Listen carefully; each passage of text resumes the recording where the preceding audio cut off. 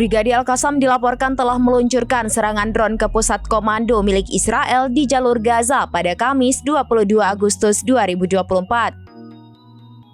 Tentara Israel dilaporkan tewas dalam eskalasi tersebut. Dari keterangan yang dibagikan oleh unit militer kelompok militan Hamas, serangan itu dilancarkan pada pukul 19.30 waktu setempat.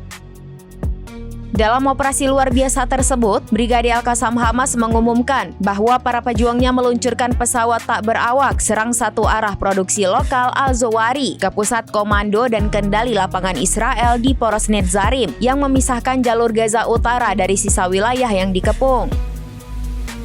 Pejuang Al-Qassam yang kembali dari garis depan di kota selatan Khan Yunis juga melaporkan 2 operasi di dekat daerah pemukiman Hamad.